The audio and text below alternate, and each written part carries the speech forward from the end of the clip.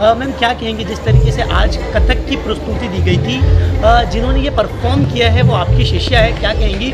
और बेसिकली ये भी देखा जा रहा है कि कथक एक ओल्ड डांस फॉर्म है जो ओल्डेस्ट है, और देखा ये भी जा रहा है कि कथक जो है वो किसी कहानी को दर्शाते हैं, जैसा यहाँ पर भी जिन्होंने नृत्य की प्रस्तुति दी उन्होंने एक कहानी को दर्शाया, क्या कहेंगी?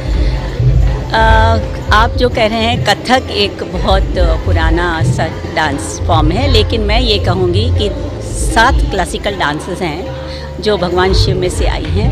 भरतनाट्यम, कथक, मणिपुरी, ओडिसी, मोहिनीअट्टम, कथकली, ये सभी पुराने हैं, लेकिन जो प्रचलित हुए हैं वो भरतनाट्यम है, उसके बाद में कथक आता है, मणिपुरी आती है, ओडिसी आती है। हाँ, हर एक का अपना है कि वो अलग से फॉर्म करना चाहते हैं। कथक में ये एक चीज़ है कि वो बहुत अच्छे से मोल्ड कर सकते हैं हम उनको, जिसमें पैरों के तत्कार और चक्रधार ज़्यादा होती है, तो हर एक की अपनी पसंद है कि वो कथक चुने कि भरतनाट्यम चुने।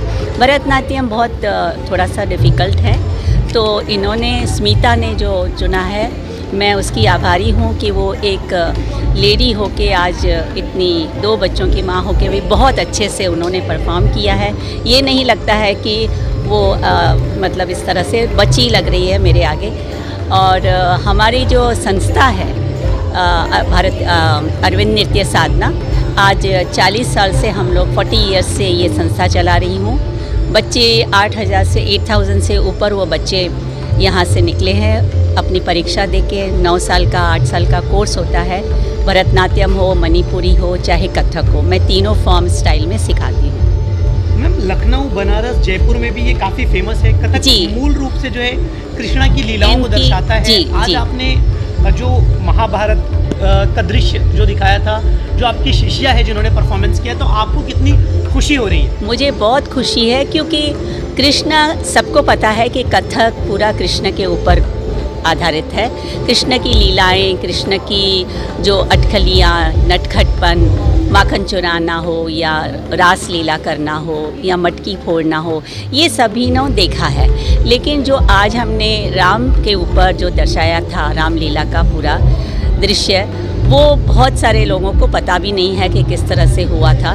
तो इसीलिए आज मेरी स्टूडेंट ने, स्मिता ने, ये चुना कि मैं कुछ और करना चाहती हूँ, कुछ अलग से करना चाहती हूँ। वैसे कथक में कृष्ण का ज़्यादा नाम आता है बीच में, और ये बनारस, लखनऊ और जयपुर घराने, 3 घरानों से होता है।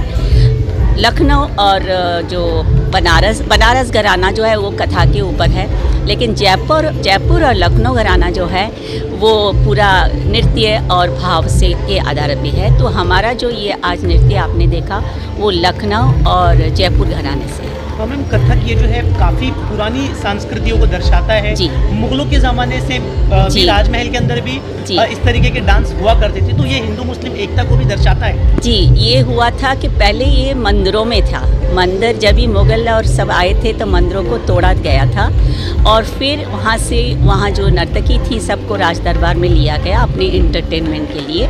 इसीलिए वो राज दरबार में पहुँचा, उसके बाद कोठे पे भी पहुँचा ये नृत्य, और फिर जैसे ही फिल्मों के और स्टेज के ऊपर सबको दर्शाया गया और लोगों में बहुत ये फेमस होता गया, और आज आप उसको देख रहे हैं कि कितने अच्छे से लोग इसको देखते हैं, समझते हैं और करते हैं। मैम एक आखिरी सवाल है, कथक और जितने भी ओल्डेस्ट फॉर्म है डांस के, अब धीरे धीरे ऐसा देखा जा रहा है कि वो विलुप्त होते जा रहे हैं और नए ज़माने के लोग नए डांस की तरफ आकर्षित हो रहे हैं, तो आप क्या कहेंगी कि कथक जैसे डांस से जुड़े रहना हमारी संस्कृति से जुड़े रहने की संदेश? जी ज़रूर है। हर एक क्लासिकल डांस के लिए बेसिक बहुत ज़रूरी है। जैसे आज बॉलीवुड करते हैं बच्चे, ज़रूर मैं जानती हूँ कि ये बच्चे आकर्षित हैं, लेकिन मेरे पास भी बच्चे जो आते हैं 6 साल के, क्योंकि पेरेंट्स समझते हैं इस बात को, बच्चे नहीं समझते हैं। तो पेरेंट्स जैसे ही बच्चों के ऊपर बोलते हैं, कराते जाते हैं, बच्चे सीखते हैं, लेकिन उनको थोड़ा टाइम लगता है, 1 साल 2 साल लग जाता है वो पूरा समझने में, उसको ढालने के लिए। क्योंकि जैसे मैं उनको बताती हूँ, जैसे ABCD सीखना ज़रूरी है, वैसे क्लासिकल बेस सीखना ज़रूरी है। जैसे आप स्कूल में जाते हो, ABCD सीखते हो, उसके बाद आप बुक पढ़ते हो, बुक पढ़ना ऐसे नहीं गा सकता जब तक आप ABCD नहीं सीखा। वैसे ही कथक हो, भरतनाट्यम हो, उसके लिए पहले जो है क्लासिकल सीखना बहुत ज़रूरी है। Thank you. स्मृति जी क्या कहेंगी? स्मिता जी क्या कहेंगी जिस तरीके के नृत्य की आज आपने प्रस्तुति दी, काफ़ी बेहतरीन आपने डांस को यहाँ पर कथक नृत्य जो काफ़ी ओल्डेस्ट फॉर्म है नृत्य का, उसकी आपने प्रस्तुति दी। आपकी गुरु माता भी इस परफॉर्मेंस में शामिल थी, क्या कहेंगी, कैसा लगा? 10 साल से सीख रही हूँ और अभी जब पूरा हो गया 10 साल का, तो मैंने सोचा कि उसका अगला पड़ाव यही होता है कि रंग प्रवेश करते हैं। जैसे भरतनाट्यम में अरंगेत्रम कहते हैं, तो कथक में रंग प्रवेश कहते हैं। तो रंग प्रवेश ये पहला सोलो पब्लिक स्टेज परफॉर्मेंस होता है जो आज मैंने किया है। अब कथक ये जो डांस फॉर्म है ये मूल रूप से कथाओं को दर्शाता है, यानी कि कहानियों को दिखाता है। जिस तरीके की कहानी आज आपने दिखाई महाभारत की, उसमें आपने कई सारे अवतार अकेले आपने सोलो ग्रहण किए थे, जैसे कि भगवान श्री राम के, रावण के, लक्ष्मण के, माता सीता के। तो जिस तरीके की ऑडियंस यहाँ पर बैठी हुई थी वो भी काफ़ी प्रसन्न थी, उनके लिए क्या कहेंगी? और ये डांस जो कथक फॉर्म है इसको ज़्यादातर लोग अवॉइड कर रहे हैं आज के टाइम में, ये उतना ज़्यादा फेमस नहीं, जबकि ये प्राचीन हाँ, ये बहुत प्राचीन ही फॉर्म ऑफ डांस जिसको हम कहते हैं वो है। करीब 2500 साल पुराना इसका ओरिजिन है। जब कथाएं बताई जाती थी और जो कथकर होते थे ये कथाएं बताते थे डांस और नाट्य के एक्सप्रेशंस के थ्रू। मुझे बचपन से शौक़ था, ये मुझे करना ही था, मुझे सीखना था।